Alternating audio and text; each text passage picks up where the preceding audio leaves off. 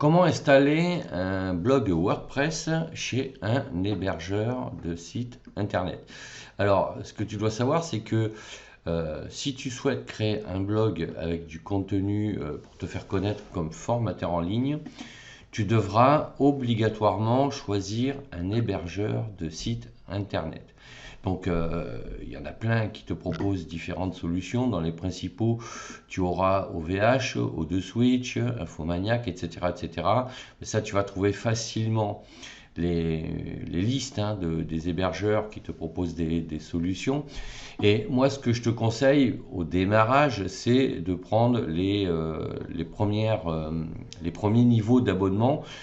Pour quelle raison? Parce que, en fait, ce qui détermine j'allais dire la qualité d'un hébergement, c'est surtout la capacité.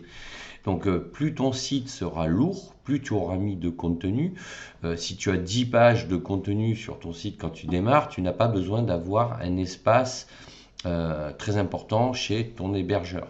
Et même, j'allais dire, même si tu as quasiment, je sais pas moi, 100, 200 pages, 300 pages, tu n'as pas besoin d'avoir les abonnements de type professionnel, etc.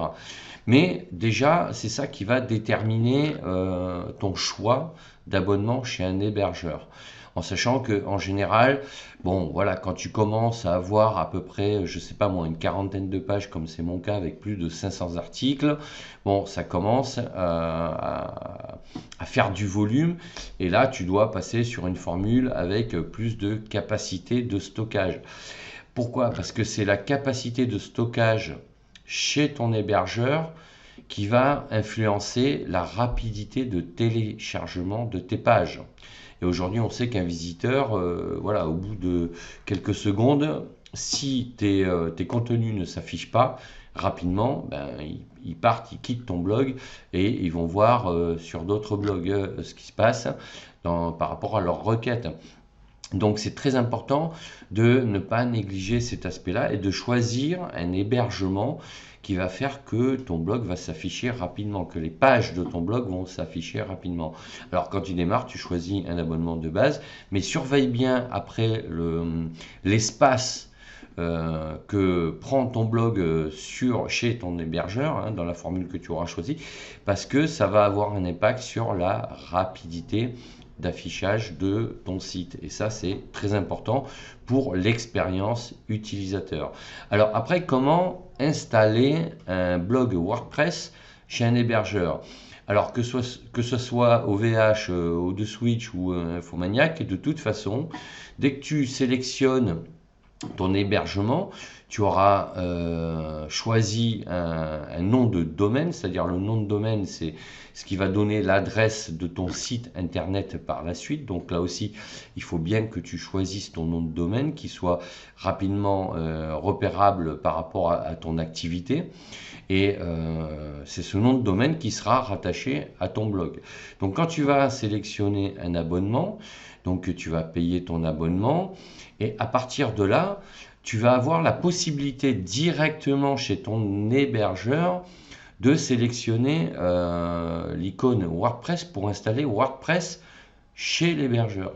Donc ça va se faire directement chez l'hébergeur, c'est automatique. Tu n'as pas à télécharger quoi que ce soit sur ton PC. Alors, WordPress propose deux options. J'y reviendrai dans une autre vidéo plus en détail, mais toi, il faut surtout pas que tu télécharges la version WordPress sur ton PC. Ça, ne fais surtout pas ça. Ce que tu fais, c'est que tu prends un hébergement et tu installes directement WordPress. C'est la version commerciale, donc tu l'installes directement sur ton hébergeur. Pourquoi? Parce que c'est cette version-là de WordPress qui va te permettre de personnaliser ton site par la suite en intégrant des plugins, alors gratuits ou payants, mais tu en as énormément qui sont gratuits et qui vont te permettre de faire fonctionner ton blog. Si tu veux, tu vas pouvoir choisir tes thèmes. Donc tes thèmes, c'est le look, c'est le design qu'aura ton blog. Et les plugins, c'est un peu comme les pièces moteurs d'une voiture, c'est ce qui va faire fonctionner efficacement ton blog. Donc en choisissant cette formule-là, tu vas pouvoir avoir un blog en ligne très rapidement. En général, honnêtement, si tu as déjà défini ton nom de domaine chez un hébergeur, alors il faut l'acheter. Donc le temps de l'acheter et que que ce soit pris en compte, il va falloir compter une paire d'heures en général. Et ensuite, quand tu vas installer ton blog, on va dire que si tu fais tout ça le matin, l'après-midi, tu as ton blog qui est en ligne.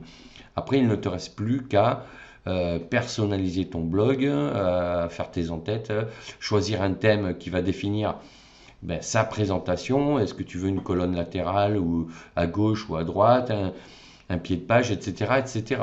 Donc c'est ça qui va te permettre donc de personnaliser ton blog une fois que tu l'auras installé chez ton hébergeur. Et de cette manière, tu vas pouvoir au fur et à mesure installer tes plugins, puisque ce sont les plugins que tu installeras directement sur ton blog qui vont te permettre de le faire fonctionner et surtout de manière rapide. Donc tu as à peu près une quinzaine de plugins incontournables que tu devras installer et qui pour la plupart sont gratuits. Alors évidemment, si tu achètes des plugins payants, tu auras beaucoup plus d'options. Mais honnêtement, pour démarrer, tu peux tout à fait démarrer avec des plugins gratuits que tu peux rechercher directement dans WordPress. Et l'installation se fait elle aussi très rapidement. Il suffit de taper le nom du plugin, de le trouver, de l'installer. C'est hyper facile à installer un plugin. Donc j'ai fait des vidéos sur ça, je t'invite à aller les visualiser. Mais de la même manière, pour installer WordPress chez ton hébergeur, c'est très facile. Une fois que tu as cliqué sur l'icône WordPress, tu fais suivant, suivant, et puis voilà quoi. Après, ton site est en ligne, d'accord? Donc voilà ce que je voulais t'expliquer, c'est que c'est très important de choisir un hébergement, mais au départ, tu peux prendre un hébergement de base, puisque ton site n'aura pas j'allais dire, de contenu encore important, et donc de taille de fichiers qui vont faire que ton site va être très lent à l'affichage, puisque tu n'auras pas encore beaucoup de fichiers stockés chez ton hébergeur. Donc, et puis après, dès que tu commences à avoir une vingtaine, une trentaine de pages avec du contenu, là tu pourras commencer à regarder à peu près d'autres types d'abonnements pour accélérer l'affichage de ton blog. Donc tu vois, en fait c'est très simple. Tu choisis un nom de domaine, tu choisis un hébergeur pour démarrer un abonnement de base, et dès que tu as du contenu, c'est-à-dire une vingtaine de pages ou une trentaine de pages, commence à regarder la taille et le poids que ça représente chez ton hébergeur pour voir si ça ne ralentit pas son affichage en ligne. C'est ça qui est très important surtout. Et ça te permet aussi d'avoir un site sécurisé. Tu as toutes les options qui sont automatiques chez ton hébergeur, que ce soit OVH, O2Switch ou Infomaniac. Tu peux après avoir un site en HTTPS, c'est-à-dire sécurisé, qui te permet d'être tranquille.